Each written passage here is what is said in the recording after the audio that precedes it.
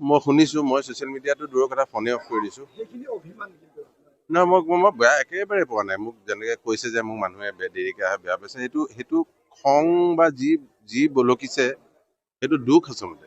দুখ দুখ দুখৰ দুখৰ যেতিয়া মানুহে দুখ কৰে তাৰ নেক্সট চৰম সীমাটো খং হয়। মোক কৈছে নে কাক কৈছে সেইটো এতিয়া নাই, যাক তাক কওঁ, মানুহ ইমান দুখত আছে। ইমান দুখত এখন নেশ্যন কেতিয়াও নাই, এইটো মানে হয় নাই। গতিকে সেইটো মই বুজি পাওঁ, সেইটো লৈ মোৰ তাক লৈ একো দুখ নাই মোৰ। মানুহে বিচাৰিছে যে মই থাকাটো, মই নাথাকো, সেইটো খং।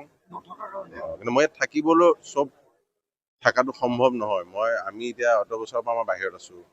অসমৰ যিখিনি কৰিছো বিদেশে তাৰ পৰাও আমি অসমীয়া মানুহো কৰিব লাগিব। মই বুলি নহয়, মোৰ নিচিনা আৰু কেইজনমান শিল্পী আছেতো এতিয়া বাহিৰত নাম থকা, কিন্তু মোকেই খং কৰে কিয় সেইটো মই নাজানো। কিন্তু আমি দুটা একে লগৰ কাৰণে চাগে খং কৰে। এটা ভাইক গ'ল, এটা ভাই কিয় নাই, বা কোনোবাই ভাবে পুতেক দুটা অসমৰ।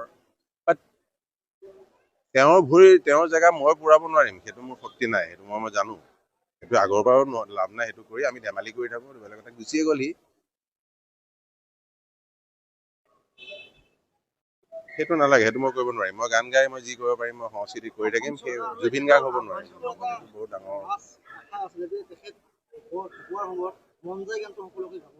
আপুনি যদি গুণগান তেখেতৰ এতিয়া গান গোৱা পৰিস্থিতি নাই, বা মই আহিছো বিদেশতো আছিলো, মই নাই আহি পেলাই মই ক'ব মন নাই। অসুস্থ খুব দুদিন, দেখি গম পাইছা।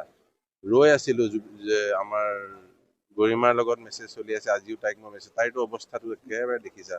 তথাপিও তাই ৰিপ্লাই দিছে। মই আজিৰ দিনতে কৈছো মই আহি আছো, তাই কৈছে আহিবি, আজি ৰিপ্লাই কৰিছে। তাৰপিছত মই ফোন কৰিবলৈ তাইক সাহসো নাই মোৰ।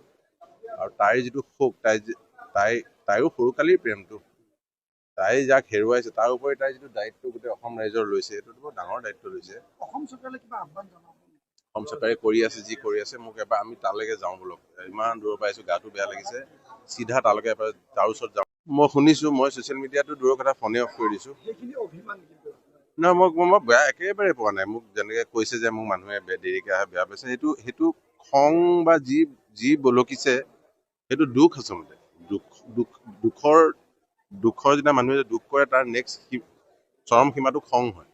মোক কৈছে নে কাক কৈছে সেইটো এতিয়া নাই, যাক তাক কওঁ, মানুহ ইমান দুখত আছে। ইমান দুখত এখন নেশ্যন কেতিয়াও নাই, এইটো মানে হয় নাই। গতিকে সেইটো মই বুজি পাওঁ, সেইটো লৈ মোৰ তাক লৈ একো দুখ নাই মোৰ। মানুহে বিচাৰিছে যে মই থাকাটো, মই নাথাকো, সেইটো খং। নথকাৰ কাৰণে কিন্তু মই ইয়াত থাকিবলৈ চব থাকাটো সম্ভৱ নহয়। আমি এতিয়া অত বছৰৰ পৰা মই বাহিৰত আছো। অসমৰ যিখিনি কৰিছো বিদেশে তাৰ পৰাও আমি অসমীয়া মানুহো কৰিব লাগিব। মই বুলি নহয়, মোৰ নিচিনা আৰু কেইজনমান শিল্পী আছেতো এতিয়া বাহিৰত নাম থকা, কিন্তু মোকেই খং কৰে কিয় সেইটো মই নাজানো। কিন্তু আমি দুটা একে লগৰ কাৰণে চাগে খং কৰে। এটা ভাইক গ'ল, এটা ভাই কিয় নাই।